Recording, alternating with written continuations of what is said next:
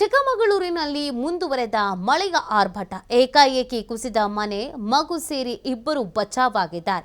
ಮೂಡಿಗೆರೆ ತಾಲೂಕಿನ ಫಲ್ಗುಣಿ ಗ್ರಾಮದಲ್ಲಿ ಒಂದು ಘಟನೆ ನಡೆದಿದೆ. ಫಲ್ಗುಣಿ ಗ್ರಾಮದ ಗೀತಾ ಎಂಬುವರ ಮನೆ ಕುಸಿತವಾಗಿದೆ. ಮನೆಯ ಹಿಂಭಾಗ ಕುಸಿತವಾಗಿದ್ದು ಅವಾಂತರ ಸೃಷ್ಟಿಯಾಗಿದೆ. ಸಂಪೂರ್ಣ ಮನೆ ಕುಸಿಯುವಂತ ಆತಂಕದಲ್ಲಿ ಸದ್ಯಕ್ಕೆ ಕುಟುಂಬಸ್ಥರು ಇದ್ದಾರೆ. ಭಾರಿ ಮಳೆ ಆಗ್ತಿರುವಂತಹ ಹಿನ್ನೆಲೆಯಲ್ಲಿ ಸಾಕಷ್ಟು ರೀತಿಯಾದಂಥ ಸಮಸ್ಯೆಯನ್ನ ಚಿಕ್ಕಮಗಳೂರು, ಮೂಡಿಗೆರೆ ಈ ಭಾಗದಲ್ಲಿ ಎದುರಿಸ್ತಾ ಇದ್ದಾರೆ.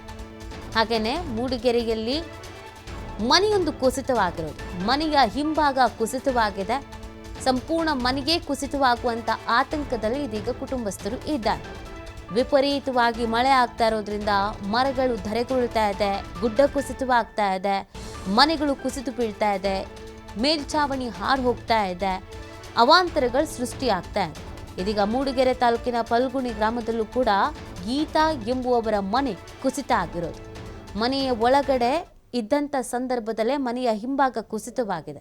ಬಚಾವಾಗಿದ್ದಾರೆ ಎಲ್ಲರೂ, ಬಟ್ ಒಂದು ಆತಂಕ ಇದೆ ಅವರಿಗೆ. ನೋಡಿ, ಮನೆಯ ಸುತ್ತಮುತ್ತಲಿನ ವಾತಾವರಣ ಗಮನಿಸ್ತಾ ಇದ್ದೀರಾ. ಸುತ್ತಮುತ್ತ ಇರುವ ಗುಡ್ಡತ್ತರದ ಪ್ರದೇಶಗಳು ಸಂಪೂರ್ಣವಾಗಿ ಭೂಕುಸಿತ ಆಗ್ತಾ ಇರೋದು, ಮಣ್ಣು ಕುಸಿತವಾಗ್ತಾ ಇದೆ, ಎಲ್ಲ ಮನೆ ಮುಂದಕ್ಕೆ ಬಂದು ಬೀಳ್ತಾ ಇದೆ, ಕಲ್ಲು ಎಲ್ಲನೂ. ಹಾಗಾಗಿ ಒಂದು ಆತಂಕ ಅವ್ರಿಗೆ ಮನೆ ಮಾಡಿದೆ. ಇಡೀ ಮಳೆಗಾಲ ಹೆಂಗೆ ಕಳೀತಾರೋ ಗೊತ್ತಿಲ್ಲ, ಇಡೀ ಮನೆನೇ ಬಿದ್ದೋಗ್ಬಹುದೇನೋ ಅನ್ನುವಂಥ ಆತಂಕದಲ್ಲಿ ಸದ್ಯಕ್ಕೆ ಮನೆಯವರಿದ್ದಾರೆ. ನೆರವು ಕೇಳ್ತಾ ಇದ್ದಾರೆ, ನಮಗೆ ಸಹಾಯ ಮಾಡಿ ಅಂತ ಕೇಳ್ತಾ ಇದ್ದಾರೆ.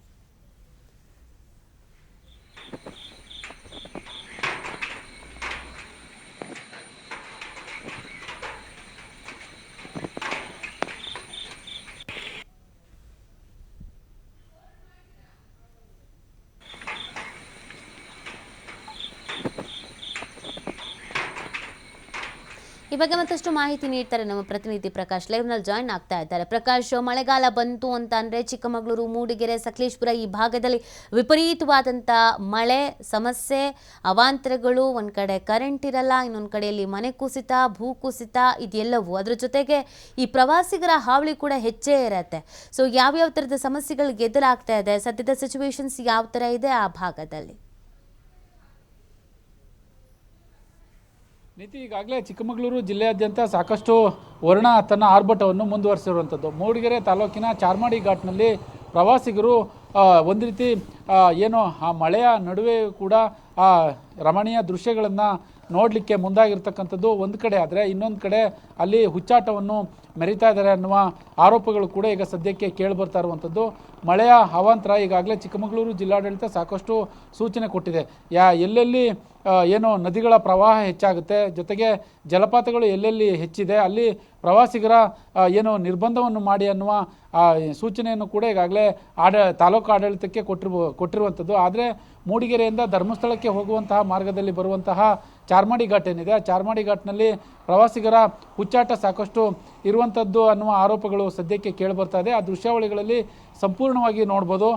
ಏನು ಒಬ್ಬ ವ್ಯಕ್ತಿ ಕೂಡ ಆ ಸುರಿಯುವಂತಹ ಜಲಪಾತದ ಮುಂದೆ ಆತ ಸೆಲ್ಫಿಯನ್ನು ಕ್ಲಿಕ್ಕಿಸ್ಕೊಳ್ತಾ ಇರುವಂಥದ್ದು, ಜೊತೆಗೆ ವಿಡಿಯೋ ಮಾಡ್ತಾ ಇರುವಂಥದ್ದು, ಜೊತೆಗೆ ಒಂದಿಷ್ಟು ಪ್ರವಾಸಿಗರ ದಂಡು ಕೂಡ ಅಲ್ಲಿ ಹರಿದು ಬರ್ತದೆ. ಆದರೆ ರಸ್ತೆಯಲ್ಲಿ ಹೋಗ್ತಿದ್ದಂತಹ ಸಂದರ್ಭದಲ್ಲಿ ಅದನ್ನು ನೋಡ್ಕೊಂಡು ಹೋದರೆ ಯಾರಿಗೂ ಕೂಡ ಅಲ್ಲಿ ಸಮಸ್ಯೆ ಆಗಲ್ಲ. ಆದರೆ ಅಲ್ಲಿ ಮಾಡ್ತಾ ಇರುವಂಥದ್ದೇನೋ ಜಲಪಾತದ ಹತ್ತಿರಕ್ಕೆ ಆ ಜರಿ ಬೀಳುವಂತಹ ಹತ್ತಿರಕ್ಕೆ ಹೋಗಿ ಹುಚ್ಚಾಟವನ್ನು ಮೆರಿತಾ ಇದ್ದಾರೆ ಅನ್ನುವ ಆರೋಪಗಳು ಸದ್ಯಕ್ಕೆ ಕೇಳಿ ಬರ್ತಾ ಇದೆ. ಮೂಡಿಗೆರೆ ಮತ್ತು ಏನು ಚಿಕ್ಕಮಗಳೂರು, ಕಳಸ, ಕೊಟ್ಟಿಗೆಹಾರ ಈ ಭಾಗದಲ್ಲಿ ಸಾಕಷ್ಟು ಮಳೆ ಆಗ್ತಾ ಇದೆ. ಒಂದು ಕಡೆ ಹೇಮಾವತಿ ನದಿಯ ಪ್ರದೇಶಗಳಿಗೆ ಎಚ್ಚರಿಕೆಯನ್ನು ಕೂಡ ಚಿಕ್ಕಮಗಳೂರು ಜಿಲ್ಲಾಡಳಿತ ಕೊಟ್ಟಿರುವಂಥದ್ದು. ಒಟ್ಟಾರೆ ಸಾಕಷ್ಟು ಹೇಮಾವತಿ ನದಿಗೆ ಒಳಹರಿವಿನ ಪ್ರಮಾಣ ಕೂಡ ಹೆಚ್ಚಾಗಿದೆ. ಚಿಕ್ಕಮಗಳೂರು ಜಿಲ್ಲೆಯಾದ್ಯಂತ ಸಾಕಷ್ಟು ಬೆಂಬಿಡದೆ ಮಳೆ ಕೂಡ ಸುರಿತಾ ಇರುವಂಥದ್ದು. ನೀತಿ, ಈಗ ಮಳೆಗಾಲ ಇನ್ನೇನು ಪ್ರಾರಂಭ ಆಗ್ಬಿಡುತ್ತೆ, ಈಗಲೇ ಈ ಥರದೊಂದು ಪರಿಸ್ಥಿತಿ ಇದೆ. 2 ವಾರದಿಂದ ಮಳೆ ಆಗ್ತಿರೋದ್ರಿಂದ ಇನ್ನೂ 1 ವಾರ ಭಾರಿ ಮಳೆ ಸೂಚನೆಯನ್ನು ಕೊಡಲಾಗಿದೆ.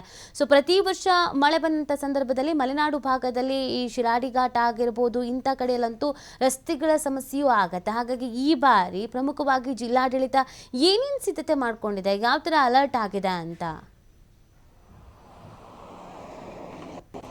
ನೀತಿ, ಈಗಾಗಲೇ ಹಾಸನ ಜಿಲ್ಲೆ ಸಕಲೇಶಪುರ ತಾಲೂಕಿನ ಶಿರಾಡಿ ಘಾಟ್ ಏನಿದೆ, ಶಿರಾಡಿ ಘಾಟ್ನ ಸಂಪೂರ್ಣವಾಗಿ ರಸ್ತೆ ಅಂದರೆ ಅಲ್ಲಿ ಆ ದೃಶ್ಯಾವಳಿಗಳಲ್ಲಿ TV5 ಕೂಡ ರಿಯಾಲಿಟಿ ಚೆಕ್ ಮಾಡಿತ್ತು. ಅಂತ ಆ ದೃಶ್ಯಾವಳಿಗಳಲ್ಲಿ ಸಂಪೂರ್ಣವಾಗಿ ನೋಡ್ಬೋದು. ರಸ್ತೆ ಸಂಪೂರ್ಣವಾಗಿ ಹಾಳಾಗಿದೆ. ಜೊತೆಗೆ ಅಲ್ಲಿ ಓಡಾಡುವಂತಹ ವಾಹನ ಸವಾರರೇನಿದ್ದಾರೆ, ವಾಹನ ಸವಾರರು ಸಾಕಷ್ಟು ಏನು ಒಂದು ರೀತಿ ನರಕ ಯಾತನೆಯನ್ನು ಅನುಭವಿಸ್ತಾ ಇರುವಂಥದ್ದು. ಕೆಲವೊಂದು ಕಡೆ ವಾಹನಗಳು ಕೆಟ್ಟು ನಿಂತಿವೆ. ನಿನ್ನೆ ಜಿಲ್ಲಾಡಳಿತದಿಂದ ಹಾಸನದ ಸಂಸದ ಶ್ರೇಯಸ್ ಪಟೇಲ್ ಕೂಡ ಅಲ್ಲಿಗೆ ಭೇಟಿ ನೀಡ್ತಾರೆ. ಭೇಟಿ ನೀಡಿ ಒಂದಿಷ್ಟು ಅಧಿಕಾರಿಗಳ ಜೊತೆ ಏನ ಸೂಚನೆಯನ್ನು ಕೂಡ ಕೊಟ್ಟಿರುವಂಥದ್ದು. ಮತ್ತು ಕೆಲಸ ಮಾಡದ ಅಧಿಕಾರಿಗಳಿಗೆ ವಾರ್ನ್ ಕೂಡ ಮಾಡಿದ್ದಾರೆ. 3 ತಿಂಗಳ ಕಾಲ ಅಧಿಕಾರಿಗಳು ಸಕಲೇಶಪುರ ತಾಲೂಕಿನಲ್ಲಿ ಬಿಡಬೇಕು ಅನ್ನುವ ವಾರ್ನ ಈಗಾಗಲೇ ಸಂಸದರು ಮಾಡಿರುವಂಥದ್ದು. ಒಂದು ಕಡೆ ತಡೆಗೋಡೆಗಳು ಕುಸಿತಾ ಇದೆ, ಇನ್ನೊಂದು ಕಡೆ ಕಳಪೆಯ ಕಾಮಗಾರಿ ನಡೀತಾ ಇದೆ ಅನ್ನುವ ಆರೋಪಗಳನ್ನು ಸದ್ಯಕ್ಕೆ ಅಲ್ಲಿನ ಸ್ಥಳೀಯರು ಮಾಡ್ತಾ ಇರುವಂಥದ್ದು.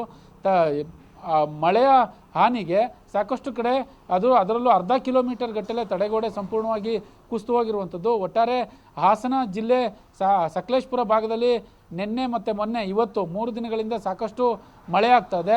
ಅದು ಒಂದು ಕಡೆ ಆದರೆ ಇನ್ನೊಂದು ಕಡೆ ಚಿಕ್ಕಮಗಳೂರು ಭಾಗದಲ್ಲೂ ಕೂಡ ಸಾಕಷ್ಟು ಮಳೆ ಆಗ್ತಾ ಇದೆ. ನೀತಿ ಇವತ್ತು BJP ಮುಖಂಡ ಆರ್ ಅಶೋಕ್ ಹಾಸನ ಜಿಲ್ಲೆ ಸಕಲೇಶಪುರ ತಾಲೂಕಿಗೆ ಪ್ರವಾಸವನ್ನು ಅಂದರೆ ಮಳೆ ಹಾನಿ ಪ್ರದೇಶಕ್ಕೆ ಭೇಟಿ ನೀಡ್ತಾರೆ. ಅಲ್ಲಿನ ವಸ್ತುಸ್ಥಿತಿ ಬಗ್ಗೆ ಮಾಹಿತಿಯನ್ನು ತೆಗೆದುಕೊಳ್ತಾರೆ. ಆನೆಮಹಲ್ ಆಗಿರ್ಬೋದು, ದೋಣಿಗಲ್ ಆಗಿರ್ಬೋದು, ಮತ್ತು ಜೊತೆಗೆ ದೊಡ್ಡತಪ್ಪಲು ಭೂ ಪ್ರದೇಶಕ್ಕೆ ಆರ್ ಅಶೋಕ್ ಕೂಡ ಭೇಟಿ ನೀಡಿ ಅಲ್ಲಿನ ಅಧಿಕಾರಿಗಳ ಜೊತೆ ಚರ್ಚೆ ಮಾಡ್ತಾರೆ ಅನ್ನುವ ಮಾಹಿತಿ ಸದ್ಯಕ್ಕೆ ಲಭ್ಯವಾಗಿರ್ತಕ್ಕಂಥದ್ದು. ನೀತಿ ಪ್ರಕಾಶ್, ಇನ್ನೊಂದು ಈಗ ಬದಲಿ ವ್ಯವಸ್ಥೆಯನ್ನು ಕೂಡ ಈ ಹಿಂದೆಲ್ಲ ಮಾಡಿರೋದನ್ನು ನಾವು ನೋಡಿದ್ದೀವಿ. ಈ ಶಿರಾಡಿ ಘಾಟ್ ಈ ಭಾಗದಲ್ಲೆಲ್ಲ ಸಾಕಷ್ಟು ಪ್ರಮಾಣದಲ್ಲಿ ಸಮಸ್ಯೆ ಆಗತ್ತೆ ಅಂತ ಆ ರೋಡನ್ನು ಕ್ಲೋಸ್ ಮಾಡಿರೋದು, ಈ ಥರದ ಕ್ರಮಗಳನ್ನು ಕೈಗೊಂಡಿರೋದು ನೋಡಿದ್ದೀವಿ. ಬಟ್ ಪ್ರತಿ ವರ್ಷ ಇದೇ ಥರದ ಸಮಸ್ಯೆ ಆದಾಗ ಸಹಜವಾಗಿ ಅಲ್ಲಿರೋರಿಗೂ ಒಂದು ಬೇಸರ ಅಂತೂ ಇದ್ದೇ ಇರುತ್ತೆ. ಎಷ್ಟು ಬಾರಿ ಅಂತ ರಿಪೇರಿ ಮಾಡ್ತಾರೆ, ಒಂದು ಮಳೆಗೆ ಹಿಂಗಾಗಿ ಹೋಗ್ಬಿಟ್ರೆ ಸಂಪೂರ್ಣ ಮಳೆಗಾಲ ಹೆಂಗೆ ಕಳೆಯೋದು ಅಂತ. ಹಾಗಾಗಿ ಅದಕ್ಕೇನು ವ್ಯವಸ್ಥೆ ಮಾಡ್ಕೊಂಡಿದ್ದಾರೆ ಅಂತ ಪ್ರಮುಖವಾಗಿ? ಖಂಡಿತವಾಗ್ಲೂ ಜಿಲ್ಲಾಡಳಿತ ಇದ್ರ ಬಗ್ಗೆ ಸಂಪೂರ್ಣವಾಗಿ ಅಧಿಕಾರಿಗಳ ಸಭೆಯನ್ನು ಕೂಡ ಕರೀಬೇಕಾಗುತ್ತೆ. ಮಳೆ ಇನ್ನೂ 2 ತಿಂಗಳು ಸತತವಾಗಿ ಮಳೆ ಬೀಳುತ್ತೆ. ಅಂದರೆ ಮುಂದಿನ ದಿನಗಳಲ್ಲಿ ಅದೇ ರೀತಿಯಾದಂತಹ ವಾತಾವರಣ ಇರುವಂಥದ್ದು. ಈಗ ಕೇವಲ ಮುಂಗಾರು ಮಳೆ ಆರಂಭವಾಗಿ 3 ದಿನಗಳ ಕಾಲ ಮಾತ್ರ ಕಳೆದಿರುವಂಥದ್ದು. ಅಂತಹ 3 ದಿನಗಳಿಗೆ ಅಲ್ಲೆಲ್ಲ ಇದ್ದಂತಹ ರಸ್ತೆಗಳು ಕೊಚ್ಚಿ ಹೋಗಿರುವಂಥದ್ದು, ತಡೆಗೋಡೆಗಳು ಕುಸಿತ ಆಗಿದೆ, ಇನ್ನೊಂದು ಕಡೆ ಮನೆಗಳ ಮೇಲೆ ಮರಗಳು ಬಿದ್ದಿರುವಂಥದ್ದು.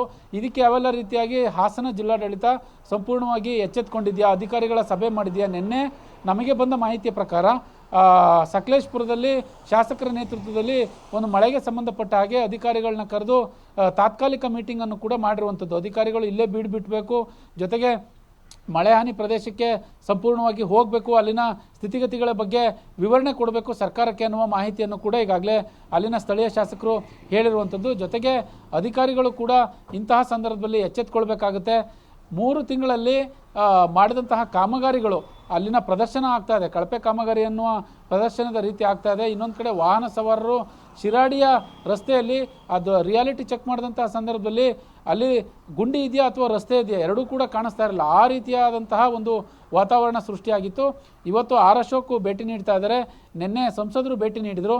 ಒಟ್ಟಾರೆ ಹಾಸನ ಜಿಲ್ಲೆಯ ಪರಿಸ್ಥಿತಿ ಮುಂದಿನ ದಿನಗಳಲ್ಲಿ ಮಳೆ ಇದೇ ರೀತಿ ಹೆಚ್ಚಾದರೆ ಹೇಗೆಲ್ಲ ಇರುತ್ತೆ ಅನ್ನೋದನ್ನು ಹೇಳಲಿಕ್ಕೂ ನಮಗೆ ಸಾಧ್ಯವಾಗಲಿಕ್ಕಿಲ್ಲ. ಒಟ್ಟಾರೆ ಜಿಲ್ಲಾಡಳಿತ ಏನೆಲ್ಲ ಕ್ರಮ ಕೈಗೊಳ್ಳುತ್ತೆ ಅದನ್ನು ಕಾದು ನೋಡಬೇಕಾಗುತ್ತೆ. ನೀತಿ ಫೈನ್, ಥ್ಯಾಂಕ್ ಯು ಪ್ರಕಾಶ್ ತಮ್ಮ ಡೀಟೇಲ್ಸ್ಗಾಗಿ.